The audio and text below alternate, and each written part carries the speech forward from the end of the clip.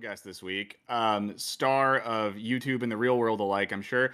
Tom Nicholas. Tom, thanks for being here. Star of the real world. Hello. You know, Hello. Yeah, no. yeah, I assume in the southwestern United Kingdom, you're a local fixture, sort I'm. of I mean, star in his own I'm right. here. I take Yeah, I take three-dimensional form in the real world as well as existing online. amazing. But no, thank you for having me. I Yeah, I and I, I like doing live streams, but I like not having to sort of deal with any of it. So being a guest is always yeah, fun because you just sort of rock up and let it happen I know around that's the thing around. about live streams. The person who has to really take production reins has the worst time. In this case, producer Griffin gets to have the worst time out of everyone, while the rest of us get to have varying levels of fun time. And hello to everyone in the chat. Good to see you all as always. And yeah, Tom, it's fun to have you. I know a lot of our audience loves your videos as well. We got our first ongoing sort of inside bit or joke on this stream from when we watched one of your videos live and the term throat share was used. And I think it's on your metaverse video. I've And never I No, I didn't even think about that as being yes, there was so many there was more than one potential joke there, and I didn't yeah, yeah. we really fixated on that. It took over the chat and the stream for about 10 minutes. And now I can always tell who has been at every stream because they will drop throat share references in the chat. And other people who are newer will say, "What the hell are you all talking about?"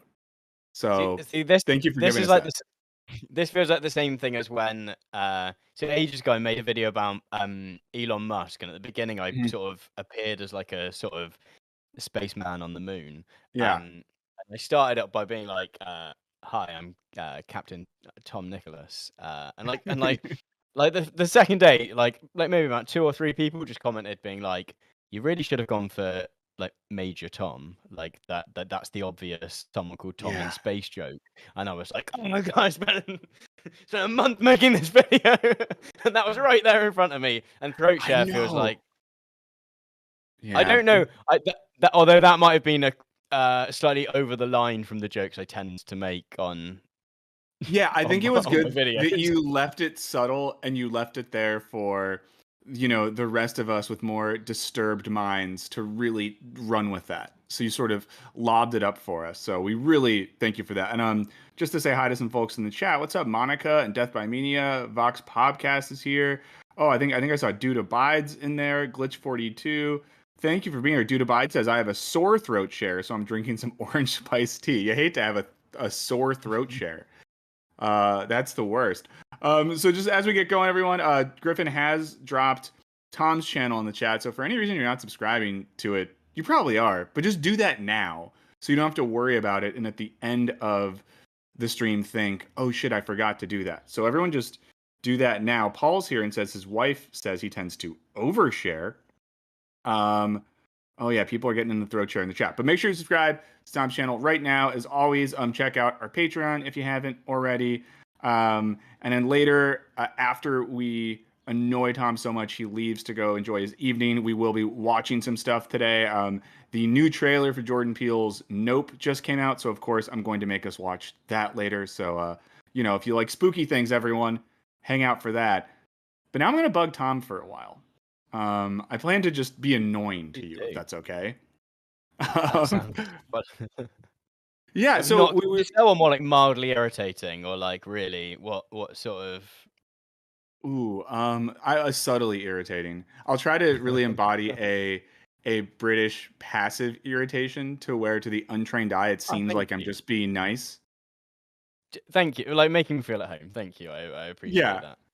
very, very much. But we were talking, so I want to just do some preparatory chat here, Tom.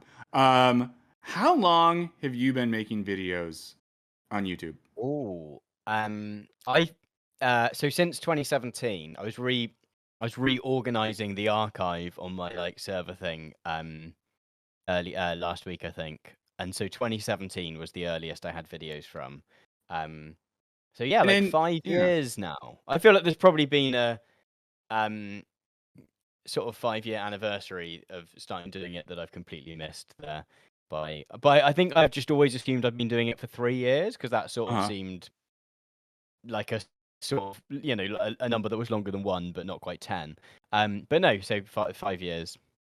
Amazing. And correct me if I'm wrong, early on, a lot of the videos you were making had to do with your experience as a PhD student, right? Yeah. So I started off. I just started. I think I was like maybe 6 months into Mm-hmm. doing a PhD. And sort of was like, oh, I'll do kind of like vlog kind of thing. I guess as I guess as a kind of like mostly for myself as Mm-hmm. a thing where obviously like I don't think anyone puts anything online without the thing in the back of your head where you're like, but maybe also I'll become famous. But I think Yeah. like realistically, it was like a bit of a. It was like a kind of when people have like a personal blog that's mostly sort of mostly for themselves. And then I sort of I was doing a bit of teaching as part of my Mhm. PhD and was like, oh, I need to go back and look up some old topics that I've maybe not read about for a while. Yeah. Um, I was like, oh, I'll make a video about them. Sort of seems like a good way of channeling that a little bit. Um, and then I've sort of kept doing that in various different ways. That's great. Someone in the chat, JC Gray says, Tom, I've been watching your channel since I was deep in early 2020, learning about who the fuck Foucault was and what his deal was with prisons. Your What the Theory videos are so great. And JC said, any hope for more? Oh, I'm really glad. I'm really glad you've enjoyed those. Yeah, I think these days I've tended to like. I don't know. I don't. I've sort of switched up the presentation a little bit, I guess, in Yeah. that these days I tend to try and find like I guess up until like maybe 18 months or so ago, I was more approaching it of going like, okay, what's the topic I'm going to cover, and Hmm. doing a kind of um sort of more like resource based thing, I guess, where like if Hmm. someone wants to learn about a topic, you'd search for like Foucault or postmodernism or whatever. Um, Whereas these days I'm more like, okay, actually, what's the current thing that is a potential hook to get a slightly broader audience that's maybe not already looking for that thing interested in, um, Yeah. and then can kind of use that as like I guess the so the video I'm working, I suppose spoilers for the video I'm currently working on. Ooh, I'm excited. currently working on a video that's kind of about the public sphere and the ways in what does it mean to have this kind of like marketplace of ideas, I guess, in Mhm. which we like debate stuff and why do we think that that matters, and that's kind of the thing I wanted to explore. And then like Elon Musk sort of bought Twitter, but sort of not, but sort of might not, and sort of might be forced to, but who knows? Um, and I was like, oh, okay, here's actually a really good opportunity to, um, rather than just make that video in a way that I maybe used to, where it would be called like the public sphere or explained or something like that, Mhm. and like maybe 1,000 people would watch it. Um, like these days, I'm like, okay, actually, there's this really good way of getting people hooked in, whereas and then I can sort of still do the same sort of exploration as I might have done before. And it sort of feels like it's got a bit more like of an angle to it. It's got like a sort of direction of travel rather than just like here's some stuff to learn as well, I guess. Yeah. So so Um, so I guess in answer to JC Gray, like um uh yeah, I sort like I'm probably not going to go back to sort of presenting stuff in that yeah. format, because I don't know. I think there's exciting ways to get more people interested in topics that maybe wouldn't already know that they were interested in those topics. Yeah. Well, it seems Um, a lot of what you're doing now yeah, is where it used to be, maybe explaining Foucault. Now it's using Foucault to explain a cultural phenomenon. So I think for JC and other people, I think a great thing about your channel is you're still doing that. It's just incorporated into something that's a bit broader and touching on current stuff, which is really great. I will say, Hassan Harris in the chat says, "Some of you Brits are all right. Tom Nicholas is one of the Toms that I vibe with." Wow, all one right of the is what I aim Toms. for. That's Yeah, like that's like just sort of fine. That's my gold yeah. standard. I do want a full list of all the Toms that Hassan vibes with, though. I want a full list of Tom vibes. But that's great. Yeah, and it does seem Yeah. like, yeah. Um, Here are all these other Toms hanging out. don't get jealous. Let's just focus on you being the main Tom for right now. Um, but I'm yeah, the but one that. it's cool to see how your channel's developed, and I think especially going back to the stuff you did when you started.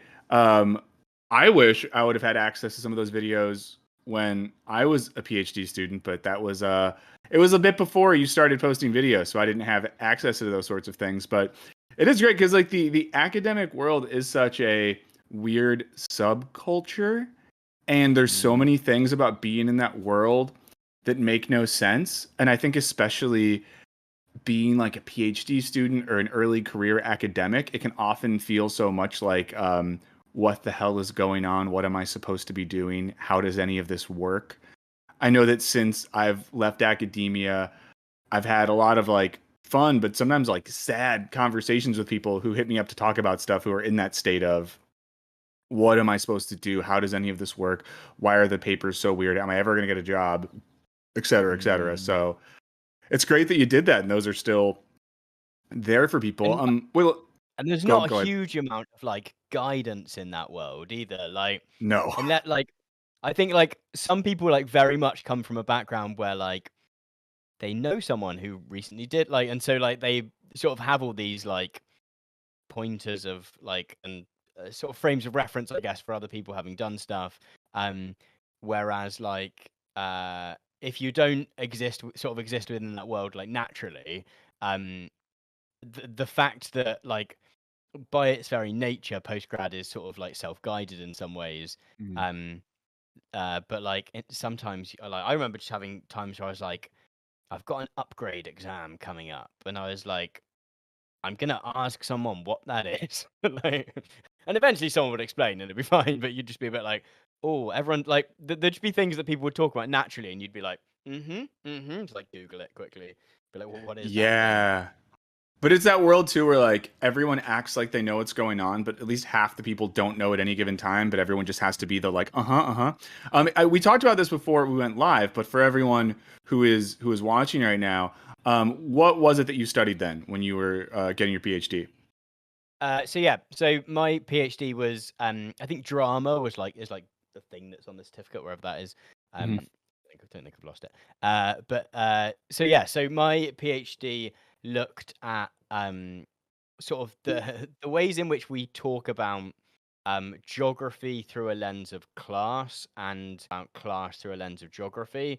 Um, so I guess sort of make the grand assumption that there's maybe a lot of Americans in the audience. Like, I guess the ways in which the sort of like coastal cities in America, particularly like New York and LA, sort of get talked about as like the um, kind of very much the playground of the rich and famous, and Mm. then sort of like I don't know, phrases like flyover states and sort of rust belt, and the idea that and the sort of associations of like I suppose the ways in which we sort of bolt on assumptions about the class identity of a place and the other way around that um and sort of like there's often very good reasons for those things. So often, like it makes sense that we assume that a industrial town um is sort of might have more of a working class character to it than I don't know, a town that's sort of mainly exists around a university. Yeah. Um, and then I was sort of looking at how does that get expressed um, through theatre, I guess, through plays. And so specifically looking like in a similar-ish way to I guess, and this is me looking across the Atlantic, so I might be wrong, but in a similar way to it, it often felt like sort of Trump's election victory got discussed, like Brexit um, the in the UK was very much discussed in those terms of like places Hmm. um as much as Yeah. kind of yeah. So the ways in which so that was it in a very Yeah, the rambly the way. Brexit Trump thing makes so much sense because I was living in the UK when the Brexit vote happened, and as we Mm. talked about before, I was living in the city of Bristol, which is, for those who don't know, like a pretty like liberally artsy, lots of trust fund hippies type city. So like people there, Portland. Yeah. Seattle, Portland. Yeah. I think that's a really good comp, like the Portland of the UK or something. Um, but existing in that context, my sense of things from hanging around and like my social circles there were either sort of like leftist academics or like experimental theater or comedy people. So that was like my social world. So of course, every single person was just like, oh yeah, this is never gonna. I don't know anyone who would vote for Brexit. So my sense was so like, oh, okay, so this is whatever. And I remember going to bed watching the coverage and then waking up and everyone in the city the next day walking around with this sort of shocked look on their face. Like, how could this Mm, happen? And then the same thing happened, what is it, 9 months or something later when Trump won. Like, the entire media industrial complex and people in coastal cities in America were making a joke out of it. There was people famously, like Bill Clinton said it would be the best thing ever for the Democrats if Trump won, and then he does. And the, coastal establishment is walking around like, what in the fuck just happened? So it was fun to experience both of those things. And I think like and the sort of some of what I was discussing in my PhD was the ways in which we sometimes overuse those analogies as well. So Yeah. like the ways in which they both are true quite often. Like so there's often like something at the core that is being expressed there, but then sometimes we also like over we forget that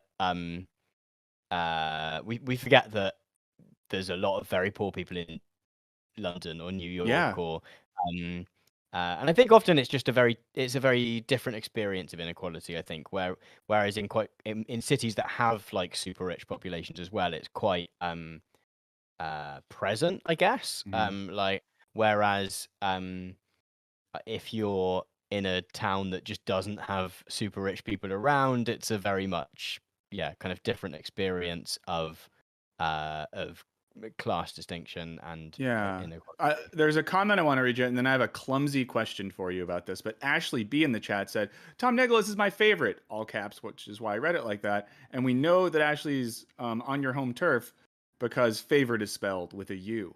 If it was a North American, the U would not be there. Made me second think Right. everything. So you made Ashley B second think everything. A full Everything. scale reconsidering of existence. So good job on you. The question I have for you about theater is, and I'm going to ask this in a clumsy way. There's a better way to ask this, and I just can't get there right now. But do you think there is there an issue, and did you look into this at all, or see some of this in your research that? Because I feel like there's a thing that happens sometimes in theater, in independent cinema, in literature, where I guess what you could call upper class folks from coastal cities can sometimes maybe fetishize the working class in the art they produce. And I wonder if in that, because I think a distinction you see is more and more, at least in film, some television, and I'm not as plugged into theater, but a little bit of theater, we've moved towards maybe people wanting to consume stories about either the working class or about marginalized groups.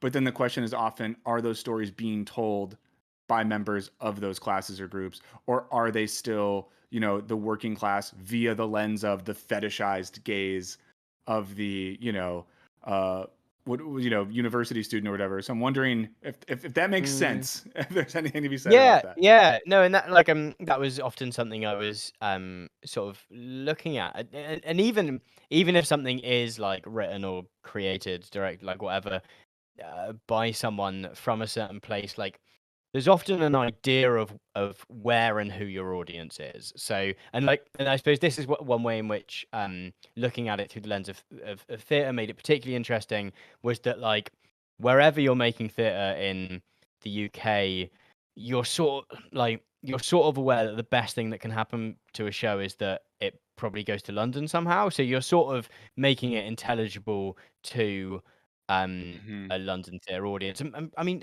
it's a bit different in the US because it's so much bigger. Like, so there sort of is more, um, like, but I guess the best thing that can happen to a play in the US is that it goes to New York, right? And it does Broadway off, Yeah. Broadway off Broadway. And so there's sort of this idea of okay, you're trying to, and also the sort of universal ways in which we view places tends to be from the lens of the place where the TV studios are. Um, Yeah. uh, and yeah, and tends to follow those same kind of um sort of vectors of cultural hegemony, I guess, in terms of like, um, in cinema, everywhere that's not the US is probably viewed as what is different. Like, viewed, Hmm. it's sort of framed in a way of like what's different about this place than the US. I guess like the obvious example being like whenever the Simpsons go on holiday, whenever like the Simpsons are going to dot dot dot, like it's like, oh, Yeah. they've got roundabouts here, oh, they've got this here that isn't. Maybe that's the sort of simplistic. Yeah. But no, but there is such an excitement anytime there's a non-American film. And I think that American audiences have this sort of half in, half out relationship to Britain in general, where Mm, there's always been a good amount of media that is, British produced, or people who are British in our media, that feels like, okay, that's like kind of like our cousin country, or our cousin media mm. landscape.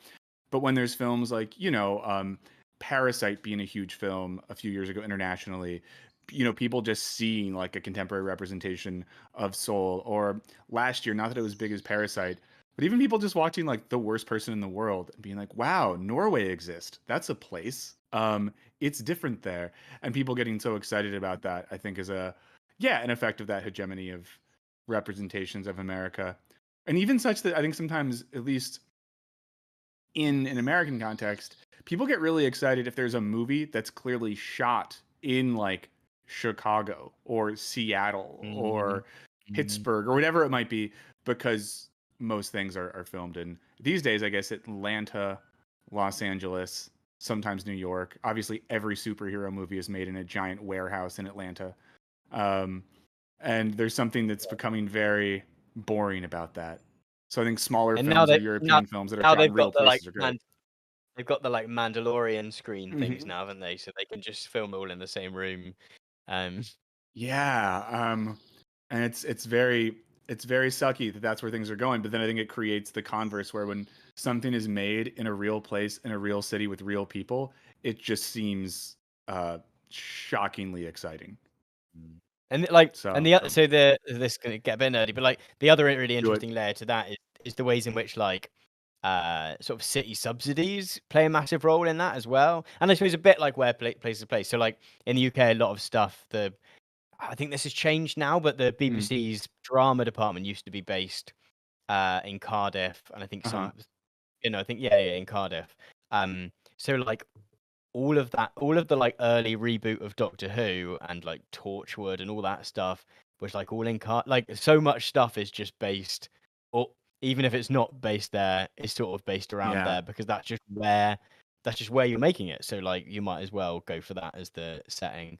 Um and yeah, there's like certain cities. Is it? I can't think of it. And I think there's like a who made there's a video. I can't think who it is by, but someone made a video about the fact that Vancouver is in loads of films, Yeah, so but is that's never the chat is bringing Vancouver. that up right now. That Vancouver is like every city.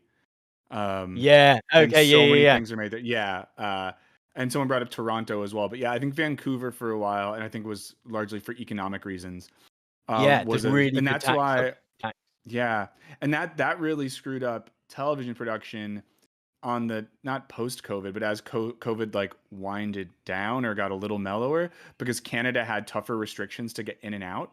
So it Mm, was a big deal for productions to resume, because there was like a 2 week quarantine period, and all this sort of stuff. So, but yeah, Vancouver is everywhere, and everywhere is Vancouver.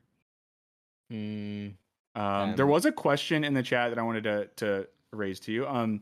So as B. Chris said, spitballing, but the act of making a film itself kind of entails a level of relatively higher economic status on the part of the filmmaker, which is an interesting point. I wonder how that relates to theater then, because my naive perspective would be to make a film at a base level requires at least a social relation to levels of capital that are significant. I wonder Mhm. if in your experience and your work, if you found that like theater is a more accessible entry point for non upper class people, or no? So to the extent that I guess you could put on some like, and this is what I spent a lot of my sort of young adulthood doing, is that you sort of can put something on, right? You could Mhm. hire the function room at a pub and you can put something on and Yeah. you can have a few people come along.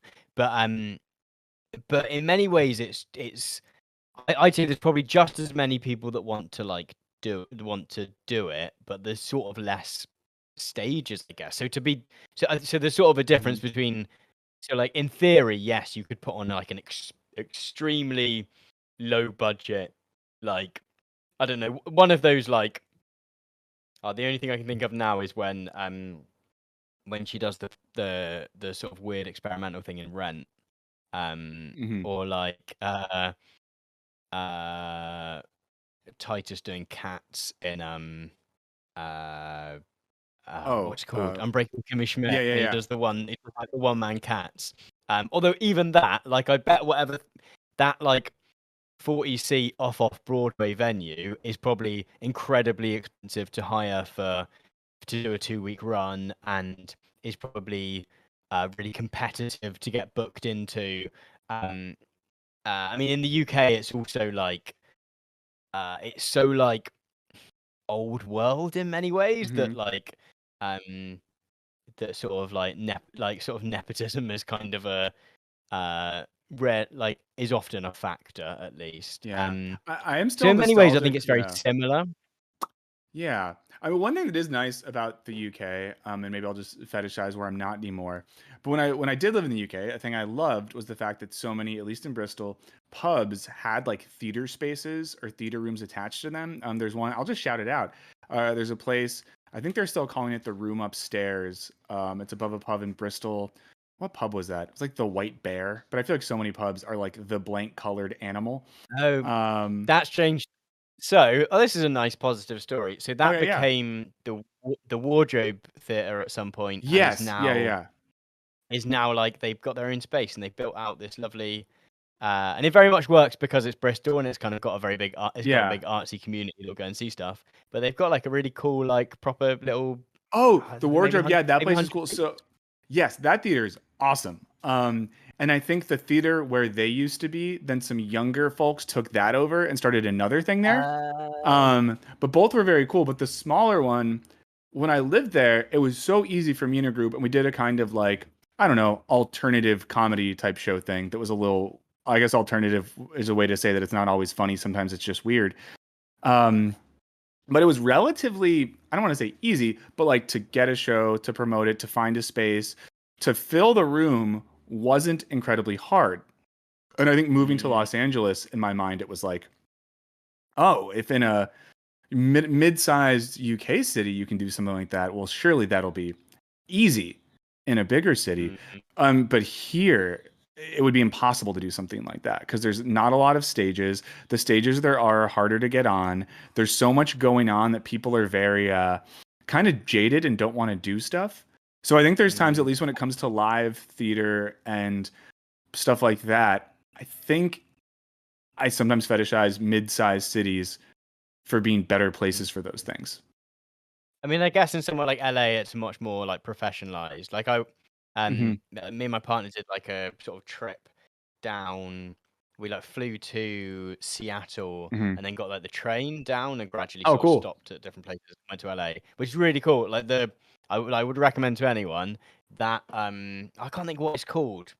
The train that goes all the way down the coast, like compared to UK trains, really cheap. Was really good. I think it's like the And surf liner or something they call the West Coast line. some, I mean, it's like an something like that. Amtrak line. I don't know what the name of the line is, but I know Yeah, it's and like Amtrak. compared to trains in the UK, the normal like Amtrak things, like you get a seat that goes back. It was amazing. And there was a national what do you call it? National parks guy on Yeah. like one stretch who just like anyway, Oh, that's that's awesome. uh but we went to like the Upright Citizens Brigade there, Yeah. and like you're sort of in this tiny little theater with like maybe like 20 people. It was like a Tuesday night, so it like wasn't their Yeah. like big weekend night. But like that, I think is like quite. You have to like pay to be on the stage and stuff. So I guess there's like courses and stuff, isn't it?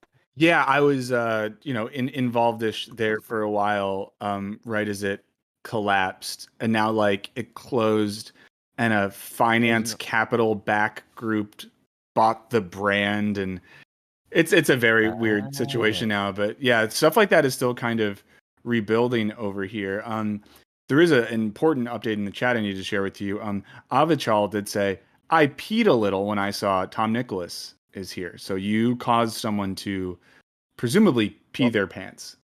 sorry, or you're welcome, depending on how you feel about that happening. Yeah. So, and JC Gray said, I have zero clue about theater proper, but the most engagement with theater like performances I see in city to cities in the US is burlesque shows, but it's also a really tight knit community, presumably. Um, that's Oh, interesting. that's I don't know. cool. I've very little experience in that stuff. Ooh, another question I think is good for you. Ian says, with YouTube becoming the giant it is, what effect have you seen it have on small or mid theater plays? I haven't thought about this. So, the relationship between YouTube and Ooh, theater. I don't know. I also don't like. Yeah, I was questioning this with regard to like film the other day as well. Hmm. Like, because I think I saw someone sort of claim that sort of Casey Neistat had changed film by sort of doing the thing where I think mainly by the sort of thing where he films up close and like does lots of, which is like quite a stylistic Yeah. signature thing. And I was kind of like I was trying to think like whether that was something that I'd actually seen lots or whether that was maybe someone's wishful thinking. Um, I think like in any kind of particularly like narrative forms, whether that's film or TV or stage or books, whatever. I think that we've not still not quite worked out how to do the internet in stuff Hmm. like so that whole thing of like films where if people had phones it wouldn't have been a problem. I suppose like the horror film thing of now what you have to do is the Wi-Fi has to go out or like everyone has to lose their phone somehow at the beginning or Hmm. suddenly the horror film is not very Yeah. horrible or whatever. Um, I don't know. I'm trying to think of stuff though that does really work. That's very internety. Yeah. But I and mean, also the way I mm, think internet culture because it's generally so steeped in irony. It mm-hmm. often just sounds weird when you. So I was watching the other day. I was watching a interview between the guy who runs TED, who's called he's not called Oh, Clive. I think he's called Chris. I think he's called Chris Anderson maybe, and Elon Musk. And Elon Musk makes this joke that's I can't think what it is. That's like a really online joke. Like I think it's yeah. like people. He's like, oh yeah, people say I should make I should make a robot cat girl or something. And like, there's just the thing of like him saying out loud a thing that was probably sort of made sense in some like really Hmm. niche corner of the internet, and then like said out loud in like the real world, you're like, oh no, now it feels really cringe. So I think it's also Yeah. quite hard to put any like or whenever there's like a computer guy. I've been watching Slow Horses on Apple TV, Hmm. and that's got like a computer guy, and like every so often he says something that's like a thing that maybe a computer guy would say, and you're just like, oh no, it sounds really cringe said out loud on Yeah. TV. Um, so I think it's hard. It's quite hard to like write stories about the internet. I think. Yeah. I have a thought on this. I want to give you a question from the chat, though. Renivia said, question for Tom. What made him choose theater as his preferred art medium and PhD subject over, say, film and journalism, as he covers journalism a lot on his channel? Yeah, I guess that was just sort of the thing I was doing at the time. Like that was sort of like the steps I'd taken previously were that when I was younger I did a lot of theatre Mhm. stuff and then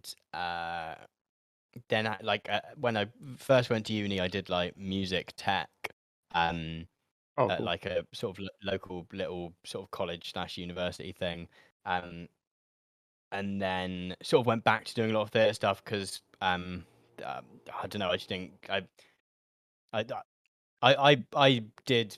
I started my to like my university years when they were just about to put the fees up. So like in the UK, Yeah. so it was very much like, oh god, I've got to make a choice about like you know, in retrospect, maybe I should have taken a year to work out what I really wanted to do.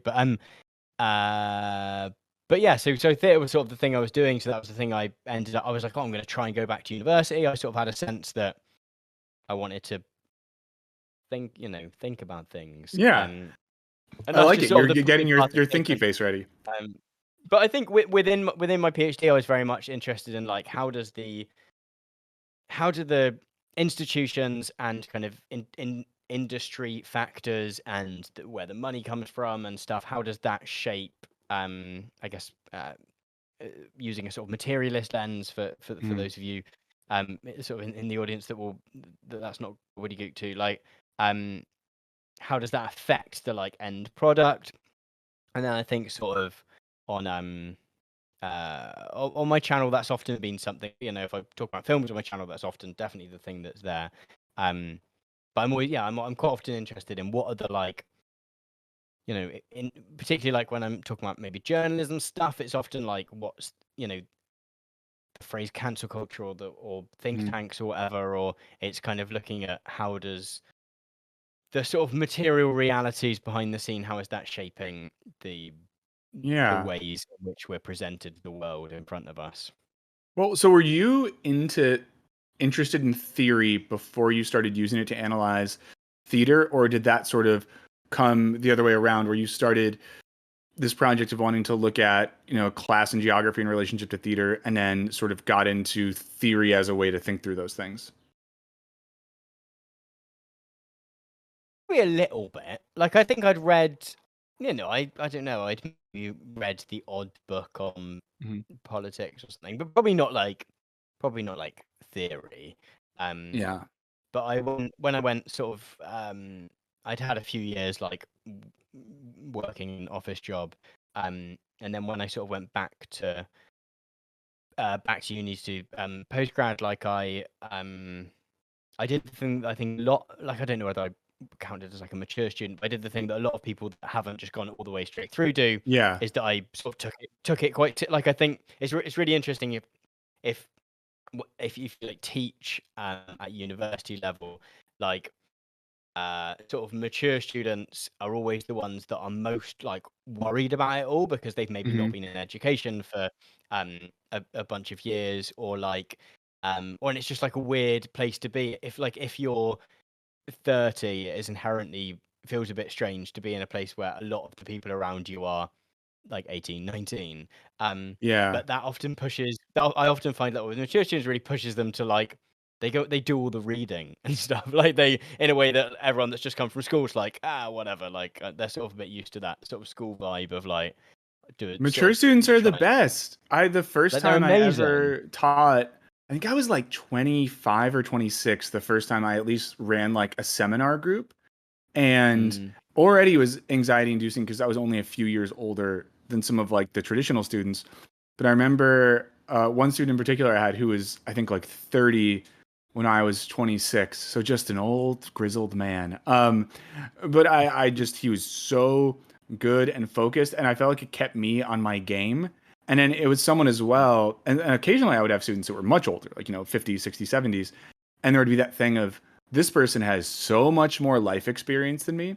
I've maybe mm, read Aristotle a few more times than them, but even Aristotle himself says that, you know, life experience is more important for the doing of like political theory than just the young who have big ideas. So yeah, I think educational environments are better when there's a little bit mm. of everyone, and it's not all just like 19-year-olds coming down from like MDMA hangovers as they slowly collapse in a room in front of you.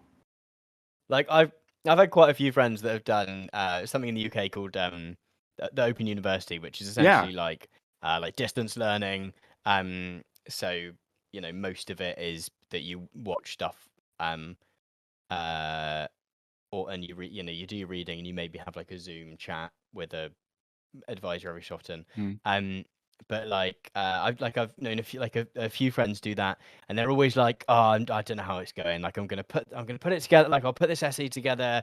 I'm just gonna get it in." And like, they always end up getting like Yeah. 90 something percent and stuff. And you're like, this is like you're like so much more worried about it than I've seen a lot of students who are um uh, you know, I was teaching at Exeter University in the UK, which is like a good like a reasonably Yeah. good university. Like you know, gets quite a swanky clientele. Um, and like yeah, just seeing like friends who are you know doing in the evenings while doing work in the day. Um, and then just getting like just knocking it out the park completely. Mm, But yeah, so I think like when like I'm trying to sort of circle back to where we started, but like I think I did a similar-ish thing of where I was like, oh no, I'm gonna go and everyone's gonna be really clever and I'm gonna know nothing.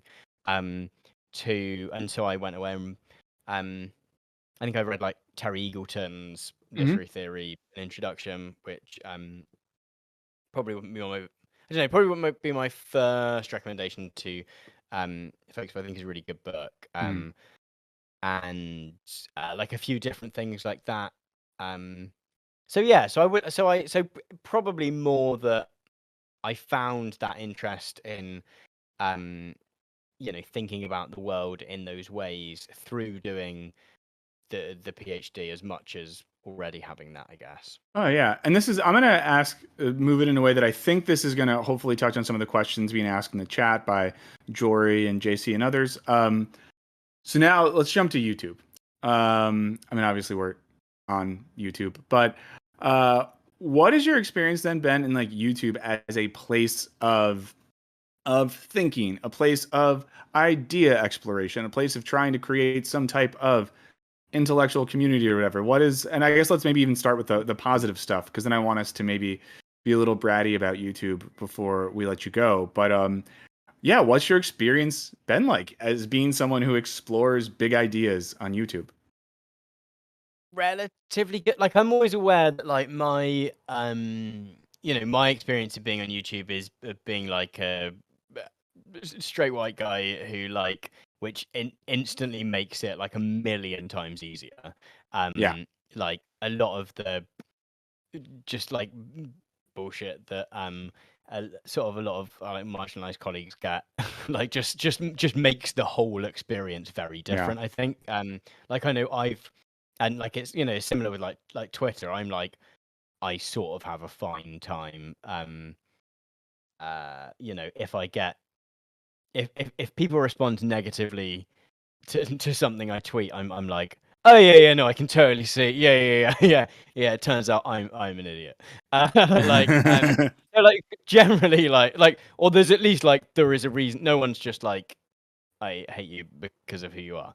Um, and so like I've had a relatively good experience, I guess. Uh, it's always like there's a point at which a video can do a bit well, and then you're like, oh, okay, I'm gonna get. But like, it's sort of interesting because actually, I think I find like the times at which I'm most looking at like the comments to my videos is probably like the first day or two after it's gone out. Where these days, at least, it's mostly people that are watching.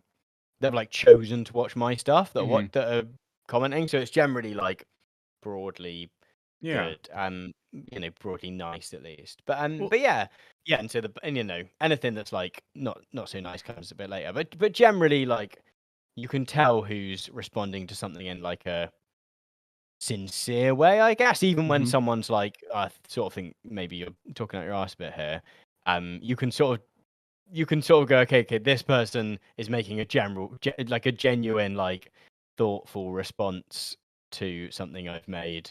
Whereas someone who's just like my Elon Musk video just gets torrents of like uh I'm trying to think of like specific like just like loads of like it's because you love Yeah. um Uber's driverless car that you're talking down Elon Musk or whatever. Well, yeah, if you And talk it's about like Musk, Joe Rogan, Jordan Peterson, there's like a certain class of like dude that if you are critical at all of them on YouTube, there's a certain type of comment you get that just kind of is going to be there no matter what. And you just have to your background ex- noise, yeah. yeah. Well, what do you think about this? I think there's, sometimes I've had conversations with people that watch our channel or some of our patrons and stuff like that. And there's kind of this discussion that's like, and I've literally had people ask this, which is like, should I go to grad school, or is it cool to just save my money and read books and watch YouTube videos and use this as an educational space?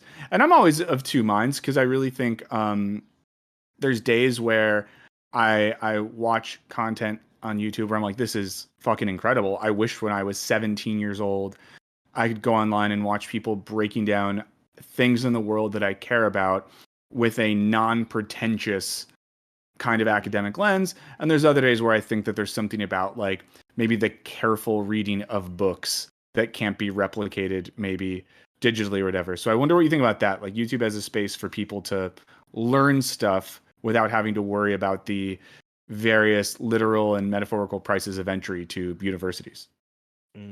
I think the structure of the sort of university process, even in like something where even in like a postgrad environment of like a sort of master's or PhD where it's much less structured than it is at undergrad, like I think there is something about having the sort of direction of travel where you're not just um yeah, I'm someone that's very much done a PhD, come out the other end, and it does something that I need absolutely no qualifications to do.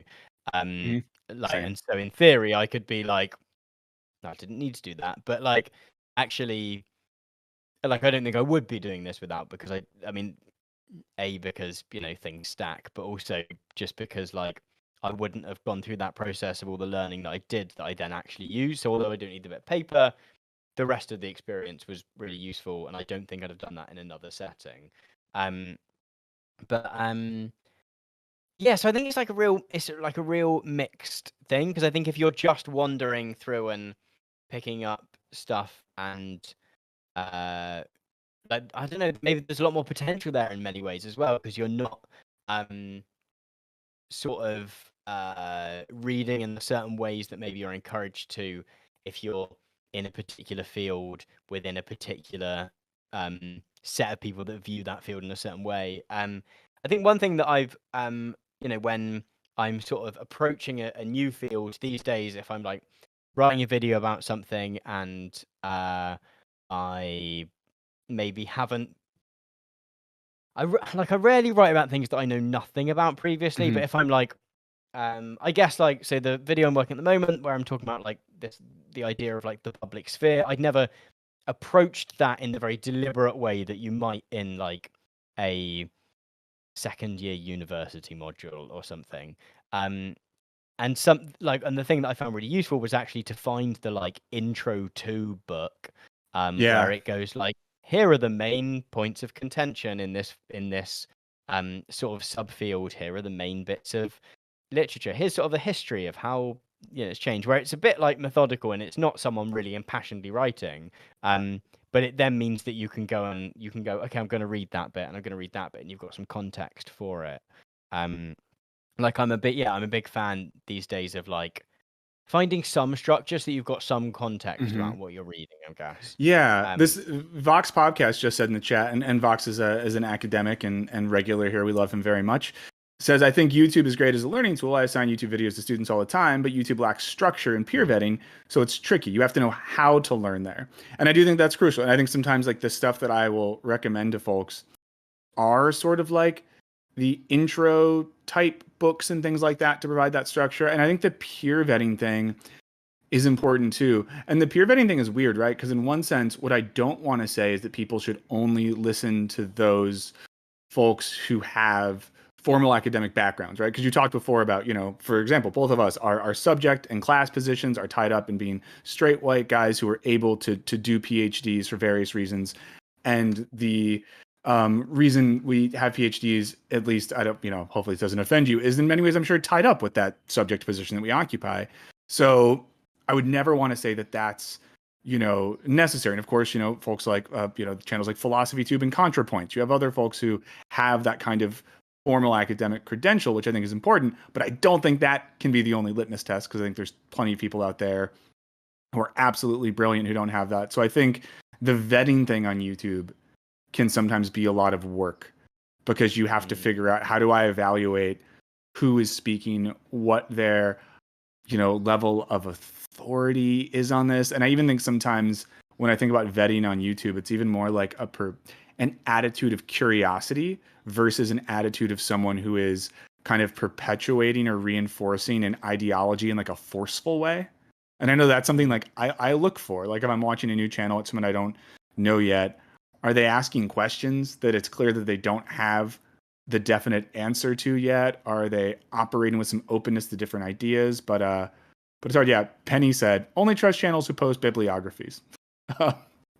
Yeah, I think yeah, I think it's about like what can you find, like what are the things that maybe you can find that help to make more out of that reading that you're doing, like hmm whether it's like a, I don't know, putting together a reading group with some with some friends where like, you know, you don't just read the book, but you then chat about it and um you know, work out the things that you did find really good and interesting about it, and what are the things that maybe you've um got some qualms with. What are the things that, yeah, you might ask questions yeah. about. um Yeah, that would be yeah. my dream. Like, I know that you have a Patreon as well. Also for people we're plugging your channel, be sure to check out Tom's Patreon as well. But sometimes I think, yeah, with our Patreon, you know, a few of the things we do are like I do like a monthly video that's kind of diving deeper into some of the philosophy we talk about and stuff like that. But in a perfect world where like time and money didn't exist, I would love it if we could facilitate like a reading group via something like that, or you know, set up ways for people that want to learn more, sort of have that. But yeah, I mean, out of curiosity, what sort of stuff? And I'm going to admit here, I'm not currently a member of your Patreon. I should be.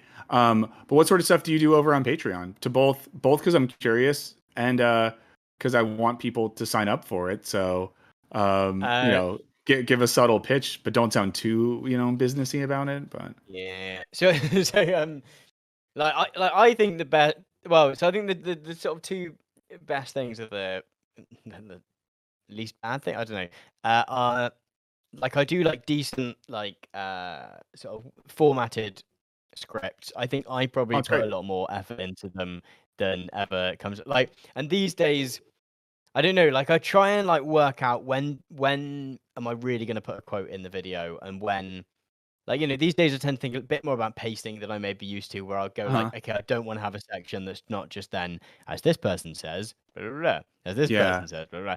Like, so this, and like quite often there's times where I'm like, oh, but this quote feels really like, and so like so the sort of scripts to my videos I do like with like sort of references, but also loads of footnotes where I'll be like, Oh, it's ah, cool. like this is, you know, if I was going to include a quote, this is the really like great one, that just didn't quite feel like, not necessary, like didn't feel like the video didn't 100% demand it, so I had to be like, oh, I'm just gonna sort of paraphrase, or I'm gonna just sort of use the information that the quote um sort of provides rather than the words themselves.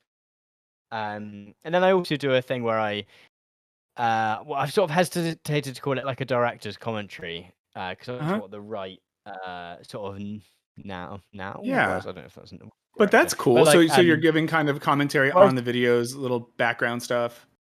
yeah, where I sort of like watch through and I'll be like, okay, this is where, and like it's sort of a mix. It's sort of, it can. The last one I did was really rambly. I finished recording it and was like, this one feels weird. But usually they're like a bit of a mixture of like, sometimes I'll be like, ah, this hat was difficult to find, but more often I'll be like, okay, here's why I decided to cover this topic, and here's like some of the books that I read. That's Here's cool. some of the directions that I almost went down, and then, you know, deleted 2 pages of stuff because you know, I sort of had to kill my darlings a little bit. Mhm. Um, so yeah, do some of that, and then do like some sort of Q&A stuff as well. That's Um, great. yeah, it's kind of fairly sort of standard Patreon stuff. Yeah. Well, I want to let you go soon. I know we're using your time. It's evening there. You know, we have the day ahead of us. I have one question, which might be spicy, and you can just, if you don't want to talk about it, we don't have to. And then a little casual ending thing. My spicy question is, not even that spicy. Um, how big of a shitstorm or like stressful window was it for you after your Johnny Harris video came out? Uh, yeah, like a little bit. Like it was probably like the sort of one of the bigger videos that I'd done at that point. Yeah, and I remember And it felt so bold to me when that came out. I was like, "Oh wow, he's kind of going for it here." And to be clear, I think everything you did was like completely fair and well thought out and everything. But I just wondered if that was like an interesting moment for you, kind of going after, yeah, not going after, but being a thoughtfully critical of one of YouTube's, I would say, darlings. yeah, I guess like because I don't really enjoy the like sort of drama of it in the sense of like, yeah, you suddenly get a load of shitty comments from people that are really Yeah. into like someone, um, and you also just have this sense that you've contributed to some aggro, which is like Mm-hmm. a great thing. But it was just one of those things that really sort of niggled me a little bit, and I think sort of still, yeah, remains one of those things that like when I sort of, I don't know, when you sort of see videos which sort of do what I've sort of called a kind of like policy placement type thing, which Mm-hmm. is sort of less kind of product placement in the thing of like, oh, I'm loving my can of delicious Diet Coke. Yeah. But are like, oh, do you know how I would fix the world? It would be this. Thank you to this organization for sponsoring this video. And it happens in lots of different ways Mm-hmm. on YouTube. Like I recently made my last video was about think tanks. Mm-hmm. And there's like several quite like old school particularly like American right wing think tanks that have managed to like pivot to YouTube and have like Mm-hmm. what's the like economic what are they called? Economic education? Sure. I don't. Yeah, I don't They're know the called names off the top of. And also, do if you haven't watched it, I'm sure most of you have. Tom's Think Takes video is really really really great. But yeah, but no, but like on the with your Harris thing too, I'll just say I think that you located something really important there, and I think that there's this thing that happens sometimes where, and I'm sure you get this as well, although a lot of the sponsors you have are very down the middle. But there is a tension, I think, with creating things on YouTube, especially if you're a channel that is doing a little bit of like ideology critique, that people can be like, mm, but then why do you do an ad for X, Y, or Z? And my line on that is always, no ethical consumption under capitalism. People want to make things. To make things, they have to get a baseline amount of money. I know on our end, like we have a pretty large team, and I think it's good if people can make money and afford to live and eat. But then I think there also are lines, and for me at least, mm, I feel much more comfortable being sponsored by a product or service that's like morally neutral at worst, as opposed to the kind of ideology, product placement, and things like that. And I think that there is a really insidious culture of, I mean, once again, you just made a great video about this, but think tanks and corporate sponsored things like that, that work their way in ways that feel kind of icky. I think there's got to be like, I mean, like in terms of like sponsors, I'm very much the same. Whereas like where like sort of AdSense, Patreon, and sponsorships like Mm. sort of work as a bit of a tripod, and if I didn't have one of those, then things start to get a bit start to get quite risky. Um, Yeah, where I think that the sort of bottom line is the kind of that kind of hard wall between the sort of editorial or content or like the kind of like the shaping of what you're saying, and like there's an extent to which like some sponsors are going to go, we don't want to sponsor a video that is about that thing or whatever. But mhm. I mean, I think my approach to that has always been like, okay, I'll find a different sponsor for it or it won't have a sponsor. I mean, it's not a position I've been in, but like um where at well no I think I know that I've had like people that just wouldn't have sponsored my videos. Mhm. Um, and like I'm sort of like fine that's kind of just not going to happen then.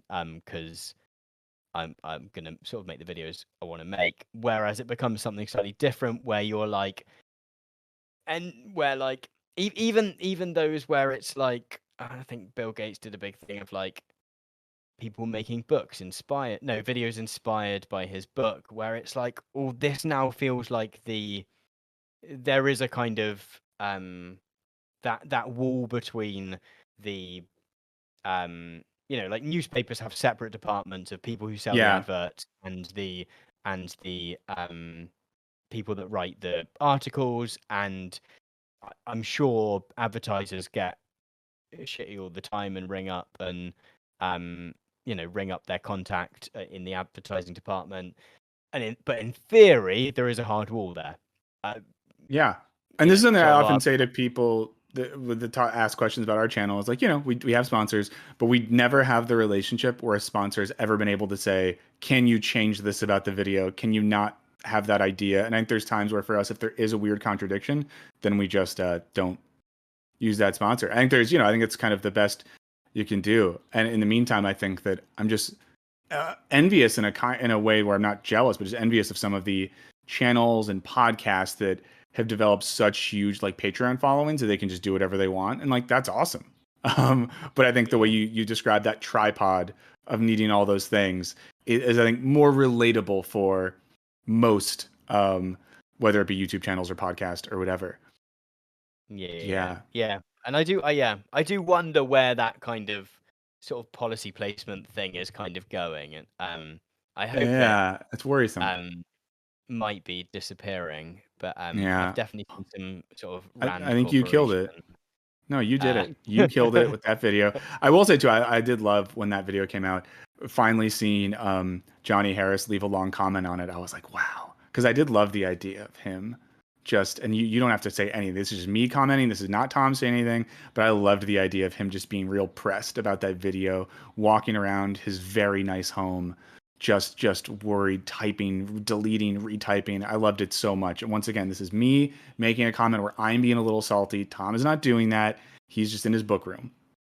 I think he's sort of like worked it out a bit now. I think like I don't know. The read I, and this is all assumption, but like the read I got off it a little bit was that sort of he was in this weird place where he'd left Vox and Mhm. had a big hit that was like about liking breakfast or something, and so it'd become this weird like. But I think that like that's kind of the troubling aspect, I think, where that because sort of sponsor, videos being sponsored and sort of SponCon on all kinds of platforms has kind of become a sort of thing that we're all very used to, and Mhm. like the economy of people creating things that have any kind of resource behind them is essentially dependent on it. Yeah, like I think most like there are exceptions, but most creators wouldn't be able to spend as much time doing stuff, put as much resource into stuff, without those sponsorships. But there's not that same like for all its flaws, there are certain kind of ideals in kind of legacy media which probably aren't even always lived up to, but sort of exist as ideals, and are kind of useful. Like I think like I suppose I was talking a minute ago about like in a traditional newspaper you have sort of two very different departments of Mhm. the people that write the articles and the advertisers, and I'm sure it does happen that our sort of Herman and Chomsky suggests that actually probably sometimes people an advertiser getting angry enough probably does actually shift the dial a little bit, and maybe an article gets spiked. But journalists like to think that they don't do that, and that actually does help a little bit.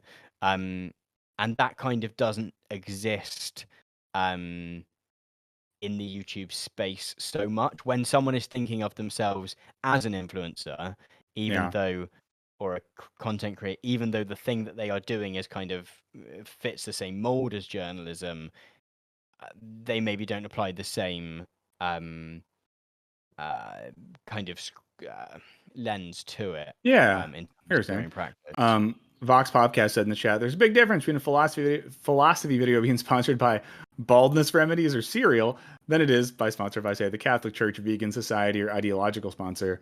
My favorite thing that our audience gets mad at is we are sponsored by Keeps sometimes, which sends men pills for baldness.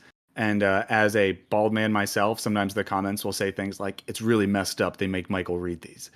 I feel really bad for him that he has to read, and I just find that very funny because I don't care at all. I'm like, cool, if you're gonna take baldness medicine, sure, use this place. I'm too far gone, kids. Okay, but I'll let you go in a second. Last thing I'll ask you, we do a thing on the stream, and for everyone who's in the chat, don't worry, we're gonna do a full version of this in a little bit. But we do a thing called What Are Ya? And on What Are Ya, we just talk about what people are watching, reading, playing, thinking about, even foods they're excitedly eating these days. So, what are some things that you are consuming these days, whether it's TV, film, book, video games, anything like that, but just some things you can throw out that people can maybe check out if they want to. I've just started The Boys. I'd not watched that yet, so I think I'd watched like 20 minutes of the first episode and not. I don't know why. I just not carried on with it. And Yeah. then I can't even remember why. I was like, oh, I'm gonna give that another crack. So I think I'd watched Slow Horses, which Uh-huh. is on Apple TV, and is like a sort of fun spy thing. Um, it's very, if anyone's ever sort of read or watched any adaptations of like John le Carre, it's a bit like that, but a bit more slapstick.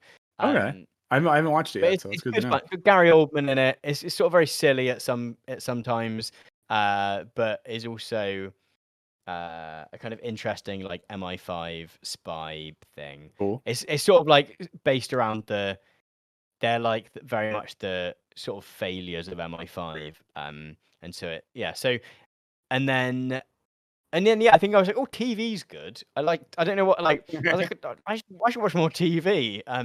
We're living in the golden age of, or Yeah. maybe just past the golden age of TV. I was like, I'm gonna watch because I feel like some things I miss and then I'm really too far.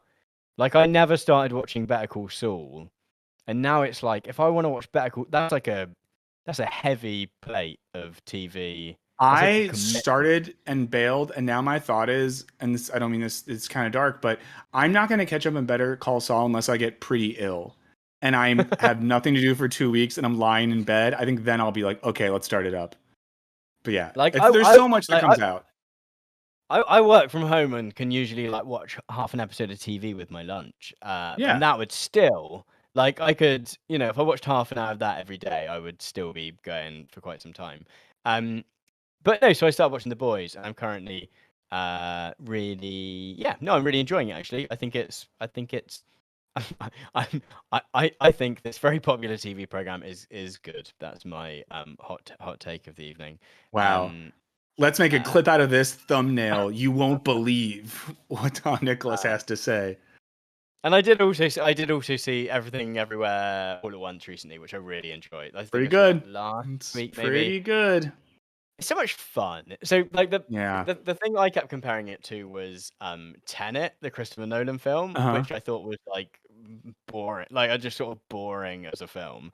Because they both feel like they're sort of big, complicated movies with lots of ideas that have lots of that have like complicated plots.